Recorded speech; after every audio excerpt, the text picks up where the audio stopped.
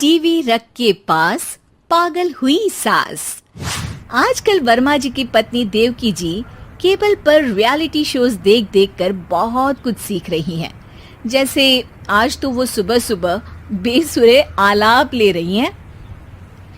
सारे गामा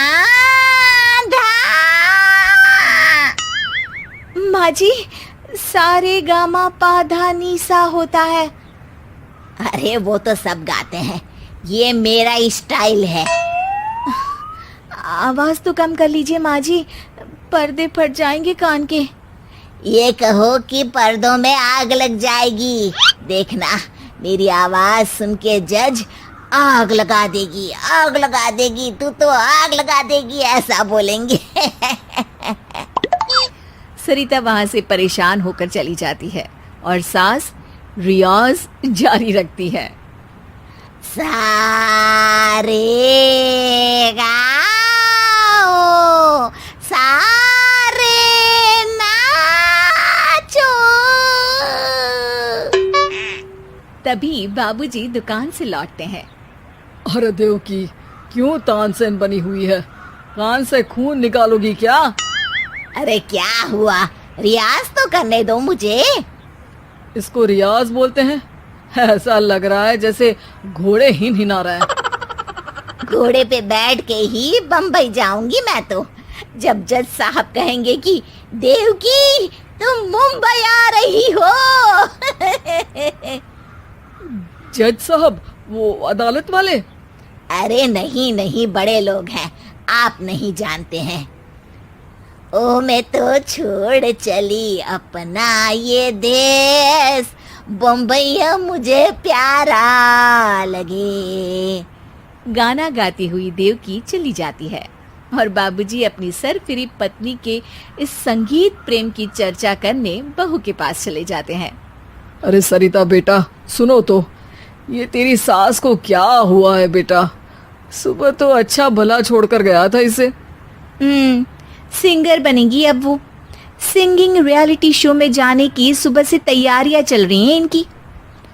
हाँ, अब तो कोयल के सुर मेंढक छेड़ेगा। हे भगवान, सद्बुद्धि दो इसे। इधर बाबूजी भगवान को कहते हैं और उधर राधा रानी प्रकट हो जाती है, देवकी की मोहल्ले की सबसे पक्की दोस्त। क्यों री देवकी, काहे इतना गला फाड़ रही है? कोई चीखने चिल्लाने का कंपटीशन है क्या? अरे ये देख, नया सिंगिंग शो, मैं भी गाऊंगी, हिंदुस्तान के दिलों की धड़कन बनूंगी। अरे इतना बेसुरा गा के दिलों की धड़कन नहीं, दिलों का अटैक बन जाएगी। इससे तो अच्छा है कि नाच ही ले। वैसे भी दिन भर मोहल्ले में नाचती तो रहती है तू, कभी इसके घर कभी उसके घर। देवकी को समझ में आ जाता है कि उसका गाना किसी को पसंद नहीं आ रहा। अगले दिन सरिता देखती है कि सास पैरों में घुंघरू बांध के नाच रही है। अरे माँ जी, क्या मंजुलिका बनी हुई है आज आप?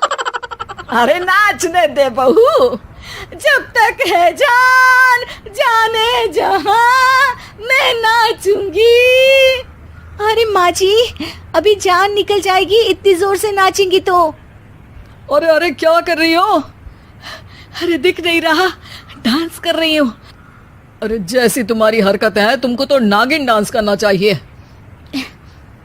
वो भी करूंगी, भांगड़ा भी करूंगी। देखना, जज मुझे देख के स्टैंडिंग ओवेशन देंगे।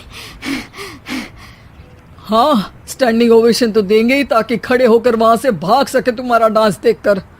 अरे कुछ ढंग की चीज करो, ये रोज क्या नया शुरू कर देती हो? सास को लगता है कि उसका डांस का सीन भी बिगड़ गया। अब वो टीवी देख के कोई और कलाकारी ढूंढने लगती है। तभी उसे टीवी पर खतरों के खतरनाक खिलाड़ी शो दिखता है, जिसमें लोग अलग अलग स्टंट करते हैं। बस देवकी को नया काम मिल जाता है।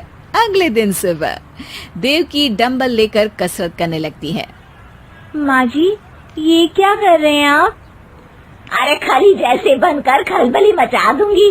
कल मैंने खतरों के खतरनाक खिलाड़ी देखा और सोच लिया कि मुझे वही जाना है। हाँ बस। तभी वहाँ बाबूजी भी आ जाते हैं। अरे इतना भारी डंबल, अरे गिर मत जाना कहीं लेकर। अरे चुप करो, तुमसे कुछ नहीं होता इसका मतलब ऐसा नहीं कि मुझसे भी कुछ नहीं होगा। मैं तो खतरों के खतरनाक खिलाड़ी में जाने वाली हूँ। हाँ, मैं तो इस शो में तभी गया था जब तुमसे शादी हुई थी। तुमसे शादी करना भी खतरों के खतरनाक खिलाड़ी में जाने से कम थोड़ी ना। अब चुप भी रहिए। अरे बहू, वो भारी वाला डंबल उठा कर ला तो। अरे ना माँ जी, आप संभाल नहीं पाओगी।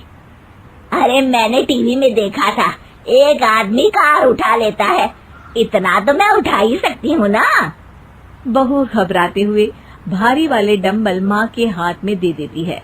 जैसे ही माँ दोनों हाथ ऊपर करती है, पूरे शरीर का बैलेंस बिगड़ जाता है और वो पीछे की तरफ गिर जाती है। डंबल जाकर टीवी में लगता है और टीवी फूट जाती है। माँ जी, उठिए माँ जी। बाबूजी बहुत तेज हंसने लगते हैं। बाबा बाबा, टीवी और बीवी दो टेंशन थे मेरे, आज एक कम हो ही गया। बहू भी सास को उठाते उठाते इस बात पर ताली बजाकर हंसने लगती है और देवकी फिर से गिर जाती है।